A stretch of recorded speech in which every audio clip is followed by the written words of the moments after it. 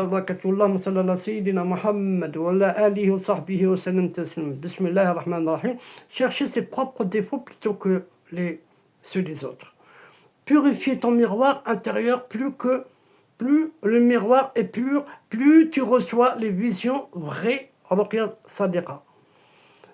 Le secret, l'auto-inspection ferme la porte aux djinns trompeurs qui se nourrissent de ton orgueil. Les djinns pieux transmettent souvent en rêve ou par inspiration subtile les défauts que tu dois corriger. Mais seulement si tu es dans cet état d'humilité. S'approcher avec sincérité et protéger les droits. Attirer la baraka collective. Là où la sincérité s'installe, la subsistance et la paix arrivent. Vous avez compris? La sincérité est créer un sceau invisible sur ton front qui agit comme un talisman naturel, comme la sorcellerie. Les djinns croyants sont liés par pacte au respect des droits des créatures. Un humain qui agit ainsi devient famille pour eux. Éviter les interdits, même dans de grandes œuvres. Verrouiller les feuilles spirituelles qui pourraient être exploitées par des forces invisibles. Les œuvres accompagnées d'un seul acte illicite, perdent leur parfum spirituel dans le malakout, dans le monde des esprits.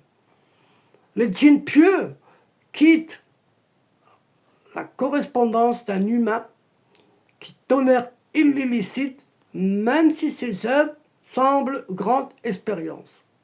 Même s'il fait des prières bien et tout, et à côté il fait des trucs bizarroïdes, illicites, il se retrouve seul. Il n'y a plus de protecteur. Impossible.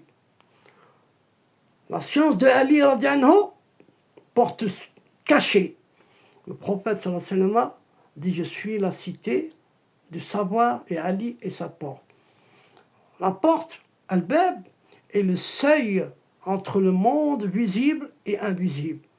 Cela signifie que Ali radhiyallahu anhu est l'intermédiaire de la science des réalités, masha'Allah, accès à une compréhension intuitive des Écritures, protection contre les illusions spirituelles, lumière dans le cœur qui permet de distinguer vrai ou faux.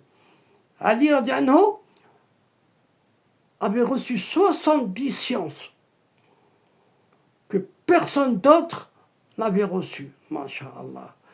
Dans ces sciences se trouvaient des clés pour interagir avec les djinns croyants, leur parler, les questionner et surtout se protéger des shayatines. Le Jawsan al-Kabir est la connexion avec le djinn pieux. Selon le texte de Jibril alayhi salam, au prophète, Jawsan al-Kabir, pendant une bataille en disant: oh Mohammed, enlève ton armure et récite cette invocation. Ceci cache un grand secret. Le Jawsan est une armure de lumière dans le monde invisible. Les djinns musulmans l'utilisent aussi. Oui, certains tribus pieuses le récitent pour se protéger lors de conflits invisibles. Éteint les flèches invisibles de Sihr, détruit les sceaux magiques, repousse les entités hostiles même à grande distance. Quand un humain récite le Jawsan al-Kabir avec ikhlas, sincérité, des djinns pieux se joignent parfois à lui pour, former un cercle de protection invisible. Masha'Allah, masha'Allah.